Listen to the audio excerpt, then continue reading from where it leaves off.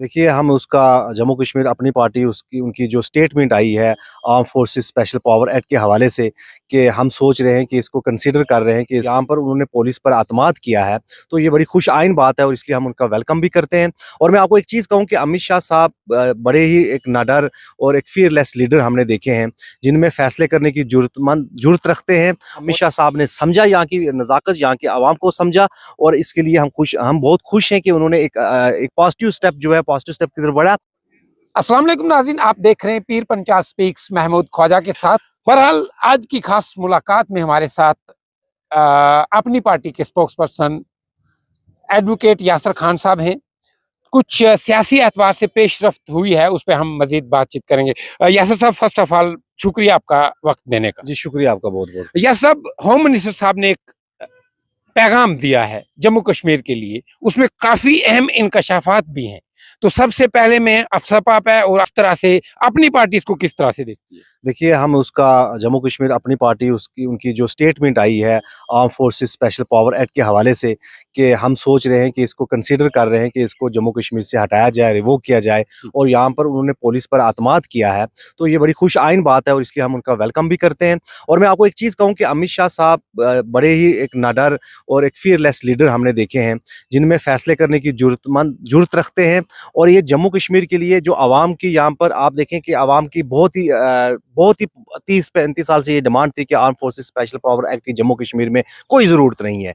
लेकिन अब जो वक़्त की ज़रूरत थी और जिस तरह से अमित शाह साहब ने समझा यहाँ की नज़ाकत, यहाँ की आवाम को समझा और इसके लिए हम बहुत खुश हैं कि उन्होंने एक पॉजिटिव स्टेप जो है पॉजिटिव स्टेप की तरफ बढ़ा। आप देखिए आज बेशक इलेक्शन भी है, बहुत सारी जो है दूसरी जमातें हैं, नेशनल पॉलिटिकल पार्टीज़, वो भी बातें कर रही हैं, लेकिन arm forces special power act दिया किसने था? उन्होंने तो दिया था। उन्होंने तो ऐसे हमें लगता था कि जैसे लीज़ कर लिया 99 ईयर्स के लिए, जम्मू कश्मीर में पहले कोटा दिया था, फिर arm forces special power act को उसके हवाले कर दो और वो पूरे मुल्क में जाकर गुमराह करते थे सिर्फ अपनी पॉलिटिक्स के लिए दूसरी जमातें।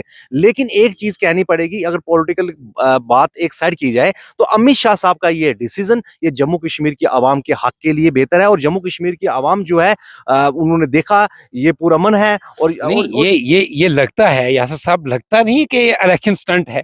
ये पहले भी आप कह सकते थे। देखिए, इससे पहले आप मुझे बताएं, arm forces special power act इसको कहा जाता है ड्रैकोनियन लॉ। कोई भी पॉलिटिकल पार्टी जो थी इस पे बात नहीं करती थी। आपको याद होगा 2009 में यहाँ पर नेशनल कॉन्फ्रेंस की गवर्नमेंट थी जम्मू कश्मीर में। उस वक्त यहाँ की आवाम ने मुतालबा किया कि arm forces special power act को रिवोक किया जाए और उमर साहब ने असेंबली में उनकी वो स्टेटमेंट भी आज भी रिकॉर्डेड है, जो असेंबली में उन्होंने बोला था। उन्होंने कहा कि अभी वक्त नहीं आया कि arm forces special power act को हटाया जाए और इतना बड़ा जुर्रतमंदाना फैसला करना ये कोई एक निडर और एक दूरअंदेश लीडर ही कर सकता है और वो उन्होंने हिम्मत दिखाई। क्योंकि आप देखें कि हमें उन पॉलिटिकल पार्टीज ने क्या दिया जम्मू कश्मीर में, destruction of properties, destruction of life, यहाँ की जानी माली नुकसान हुआ और उसमें आप देखें चाहे सिविलियंस की शहादत हुई, चाहे यहाँ पर जवानों की शहादत हुई, हर तरह की तबाही की। तो इससे फायदा तो कुछ नहीं हुआ, फायदा उनके इक़्तिदार उनके लिए हुआ। लेकिन अमित शाह साहब पत्थरबाजी की अगर बात की जाए तो ऑलमोस्ट कश्मीर में पत्थरबाजी काफी देर से, यानी मुझे लगता है 2-3 साल से हमने ये सुना कि वहां पत्थरबाजी नहीं हुई। किस तरह से देखते हैं कि कश्मीर किस तरफ जा रहा है? देखिए, जम्मू कश्मीर खुशहाली की तरफ जा रहा है और इसमें कोई शक नहीं है कि जो पत्थरबाजी थी, अलहदगी पसंद थी, उसको मैं कह रहा हूँ ना कि ये होम मिनिस्टर, हमने आज तक इस तरह के भारत में मुझे लगता है कि पहले होम मिनिस्टर हैं जो फैसला बड़े स्ट्रांगली करते हैं। इस वक्त पत्थरबाजी खत्म हो गई है, कोई टेररिज्म नहीं है। आप देखें इस वक्त जम्मू कश्मीर में हर तरह से तरक्की और खुशहाली की तरफ आगे बढ़ रहा है।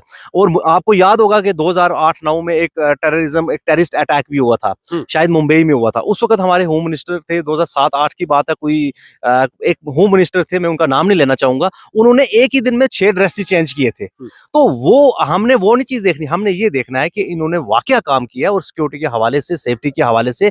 और आप देखें उनके दौर में देखें किलिंग्स कितनी हुई है, आप देखें ना उनके दौर में हजारों के तादाद में, 40 दौर में कोई किलिंग्स। एक अहम क्वेश्चन है, 5 अगस्त 2019 को मरकजी सरकार ने जो फैसला लिया,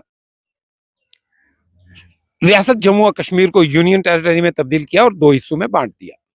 उसके बाद यहाँ का जो युवा है उसमें और आम जो यहाँ का बाशिंदा है जम्मू कश्मीर का, उनमें खौफ पैदा हुआ कि यहाँ की हमारी जमीनें चली जाएंगी, हमारी नौकरियां चली जाएंगी। आप इस पॉइंट को किस तरह से देखते हैं? देखिए, बड़ा अच्छा आपने बड़ा अहम सवाल किया।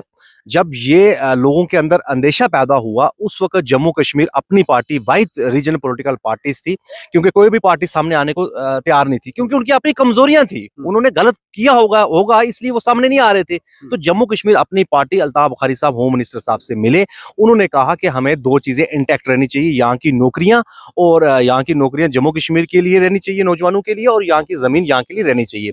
और आप देखें उसमें कोई इतना कुछ हुआ नहीं, उसमें कोई भी इस वक़्त आप जम्मू कश्मीर की जो भी नौकरियाँ निकलती हैं, वो जम्मू कश्मीर के ही यूटी के डोमिसाइल ही करते हैं, फिर डोमिसाइल लॉ लाया।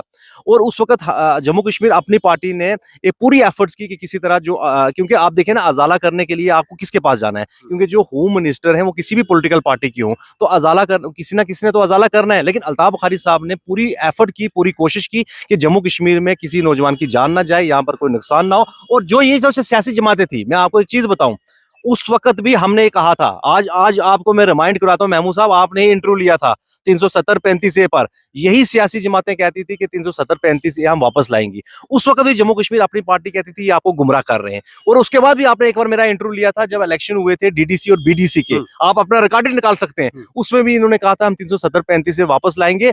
तब भी हमने कहा था कि ये वापस नहीं होगा। यही कहा था, ये लोगों को गुमराह कर रहे हैं। और आज भी कह रहे हैं, ये लोगों के सेंटिमेंट्स और इमोशंस और उनके इमोशन सेंटिमेंट्स के साथ, फीलिंग के साथ खेलने यानी की कोशिश अपनी कर रहे हैं। पार्टी जो है, यहाँ की रीजनल पार्टी जो है, उनके अगेंस्ट है। बिल्कुल, उनकी आइडियोलॉजी के अगेंस्ट है। तो जो आजाद साहब से आपकी आइडियोलॉजी मिल रही देखिए, है? आज़ाद साहब से हमारी कोई किसी की, हमारी पॉलिटिकल पार्टी की अपनी आइडियोलॉजी है, आज़ाद साहब की अपनी आइडियोलॉजी हाँ। है। लेकिन मुजमुई क्या होता है, जिस तरफ आप इंडिकेशन देना चाहते हैं, exactly in exactly in the exactly interest of general public को बांट दिया। एग्जैक्टली जब अपनी पार्टी वजूद में आई, तो यहाँ की जो रीजनल पार्टीज थी, इन्होंने ये कहा कि अपनी पार्टी भारतीय जनता पार्टी की बी टीम है। तो यासर साहब, क्या आप साबित कर रहे हैं ना, अभी आप आजाद साहब को आप भी सपोर्ट कर रहे हैं, तो भारतीय जनता पार्टी भी सपोर्ट कर रही है, तो हम क्या समझे कि अपनी पार्टी बी टीम है या नहीं? देखिए, बिल्कुल कोई बी टीम नहीं है। हाँ। जम्मू कश्मीर अपनी पार्टी एक रीजनल पॉलिटिकल पार्टी है, वो कोई नेशनल पॉलिटिकल पार्टी नहीं है। पहले एक चीज़ को समझने की कोशिश कीजिए। आप मुझे बताएँ, अलायंस किया नेशनल कॉन्फ्रेंस ने बीजेपी के साथ 99 में। आप बताएँ, उनके जो वाजपेयी साहब थे, उस वक़्त उमर साहब जो थे वो उस वक़्त उनकी मिनिस्ट्री में थे। आप मुझे बताएँ ना, वो कौन-सी टीम थी? इसी तरह जब पीडीपी का अलायंस हुआ, पीडीपी के अलायंस के पीडीपी ने गलत अवाम के बारे में बताया और पीडीपी के दौर में पैलेट गन चली। आधे बच्चों की यहाँ पर आप देखें, आधे लोग अंधे हो गए, आधे लोगों की जो है आँखें चली गई। आप मुझे बताएँ, अलायंस वो करें तो बी टीम हम कहाँ से हुए? अगर आप हम पे तब एलिगेशन लगा सकते हो कि कल अगर हमारा कोई उनके साथ अलायंस बनता है तो तब होता है। तालमेल उनके साथ है। अलबत्ता इनका जो झूठ था, ये बी टीम वाला में मैं आपको एक शोशा बताऊं, ये वो रीजनल एनसी और पीडीपी के जो रीजनल पॉलिटिकल पार्टीज थी, ये नहीं चाहती थी कि यहाँ पर एक और दो परिवार के अलावा कोई तीसरी पार्टी वजूद में आए जो आवाम की बात करे। क्योंकि जम्मू कश्मीर अपनी पार्टी ने, इनका जो अल्ताफ बुखारी साहब ने जब इनका सच सामने लाया आवाम के सामने कि इन्होंने किया क्या 40-50 से लेकर, आप देखिए सबसे ज्यादा तो हुकूमत किसकी रही है? नेशनल कॉन्फ्रेंस की रही है, उसके बाद कुछ अरसा पीडीपी की रही है। तो जब हमने इनका सब सामने लाया, तो लोगों के सामने सच लाया, तो इन्होंने देखा कि कहीं हमारा सच एक्सपोज ना हो जाए आवाम के सामने। तो हमारा जब आवाम के इंटरेस्ट में बात की, इन्होंने कोशिश की हमें आवाम से दूर करने की। लेकिन आप बताएं, मैं आपको बताऊंगा, जम्मू कश्मीर अपनी पार्टी बेशक 4 साल हुए बने हुए, इतनी फास्ट ग्रोइंग और इतनी उसकी लोगों के बीच में गई, लोगों ने माना। यासर साहब, यहाँ एक अहम सवाल रहेगा, बेशक दूसरी पार्टी के लिए है सवाल, लेकिन आप स्पोक्स पर्सन हैं और आपकी सियासत पर गहरी नजर रहती है। भारतीय जनता पार्टी को क्या जरूरत है कि वो गुलाम नबी आजाद साहब की सपोर्ट करें? पीर पंचाल खित्ते में अपना कैंडिडेट नहीं उतार रहे, वो आजाद साहब की सपोर्ट क्यों कर रहे हैं? अभी तक मुझे एक चीज बताएं, कोई ऑफिशियल अनाउंसमेंट हुई? नहीं, देखो खबरें तो गर्दिश कर रही है ना सर। देखिए ऑफिशियल भी आ जाए। जब तक ऑफिशियल स्टेटमेंट नहीं आएगी, वो किसी भी पॉलिटिकल पार्टी की हो, जब तक ऑफिशियल स्टेटमेंट नहीं आएगी, क्या हो रहा है क्या नहीं हो रहा है, तब तक हम उस पर टिप्पणी नहीं कर सकते। हाँ, खबरें जो है गर्दिश करती हैं, आवाम के बीच में गर्दिश करती हैं, क्योंकि हर तरह की अपोजिशन होती है, वो तरह तरह की आवाम के अंदर गलतफहमियां करती है, डालने की कोशिश करती है। जब तक ऑफिशियल, मुझे लगता है इसमें हमें थोड़ा इंतजार कर लेना चाहिए। यासर साहब, बहुत उम्दा हमारी कन्वर्सेशन रही, लेकिन यहाँ एक सवाल रहेगा इस इलाके के लिए, मैं सवाल कर रहा हूँ, क्योंकि इस वक्त बिजली के बिलों को लेकर लोगों में बहुत परेशानी है। बेशक हमारा मुद्दा जो है वो अलग है, लेकिन ये बात डिस्कस करना बहुत जरूरी है। तो किस तरह से देखते हैं कि अभी कुछ दरा सांगला की बात करें, हाड़ी मड़ोट, हाड़ी जहाँ ये नहीं लगे हुए मीटर, अभी नस्ब नहीं किए हुए, वहाँ लोगों का कहना है कि 100-120 रुपए बिल आता था, अभी 500, 800, 900, हजारों में बिल आ रहा है। तो किस तरह से इंतजामिया को इस पे अपना एक लाहेमल बनाना चाहिए? देखिए, यहाँ पर ये बहुत समस्या है, खासकर यहाँ पर आबादी, बहुत सारी आबादी जो है बीपीएल में भी आती है, एपीएल में भी है। लेकिन यहाँ पर आप देखें कहीं लोगों की ये शिकायत भी आई है कि उनके घर में 2 ही बल्ब लगे हैं, एलईडी लगी है, लेकिन फिर भी बिल उनका 600, 700, 800 आ रहा है, क्योंकि वो इलेक्ट्रॉनिक अप्लायंस भी यूज़ नहीं कर रहे हैं। तो मुझे लगता है कि कहीं न कहीं ये जो लोगों की जो ग्रीवेंसेस है, इसका अज़ाला जल्द से जल्द करना चाहिए और एडमिनिस्ट्रेशन को इंटरवेन करना चाहिए। क्योंकि आप देखें आवाम इतना अफोर्ड नहीं कर सकती, वो कहाँ से देगी बिल? जो मुझे बताएँ जिसकी मंथली का आमदन 2000 रुपया है, तो अगर उसका 1500, 3000 बिल आएगा, तो वो कहाँ से अफोर्ड करेगा? तो इस चीज़ को प्रायोरिटी पर रखते हुए एक तो बिजली की कटौती कम होनी चाहिए, और दूसरा ये है कि जहाँ पर मीटर लगाए हुए हैं, तो वहाँ पर अगर मीटर में कुछ प्रॉब्लम है, तो उन मीटर को रिप्लेस करके दूसरा मीटर लगाया जाए। लेकिन इस तरह से जो है परेशान और हरास करना, ये सरासर ज़्यादती है। यासर साहब, पीर पंजाब स्पीक्स के साथ बात करने का बहुत-बहुत शुक्रिया। जी, आपका बहुत-बहुत शुक्रिया। नाज़रीन, ये थे हमारे साथ यासर साहब, जो अपनी पार्टी के स्पोक्स पर्सन है। उन्होंने अपनी बात रखी, खासकर अफसपा पे हमारी बात हुई, और होम मिनिस्टर ने जो कहा है उनके बयानात का, उनके जो तजवीज़ रखी है लोगों के लिए, उसके लिए उनका वेलकम जो है वो किया है। आने वाले वक्त में ये देखना है, अभी तक जम्मू कश्मीर के अंदर ऑफिशियली कुछ जगहों पे कैंडिडेट जो है वो पार्लियामेंट लोकसभा इलेक्शन के लिए जो है वो पब्लिक डोमेन में उनका ऐलान कर दिया गया है। लेकिन मैं इस सीट पुंछ और राजौरी सीट की बात करूं, पुंछ और माफ कीजिएगा अनंतनाग और राजौरी पुंछ सीट की मैं बात करूं, इस पर काफी दंगल होने वाला है, क्योंकि ये पूरी रियासत यूनियन टेरिटरी जम्मू कश्मीर की नजर जो है वो इस हमारी सीट पे है। इस सीट में ऐसा क्या है, आने वाले वक्त में जब ऑफिशियली हर पार्टी के कैंडिडेट जो है वो अनाउंस किए जाएंगे, फिर हम इस पे तबसरा करेंगे। लेकिन इजाजत लेने से पहले ये जरूरी है कि आप अगर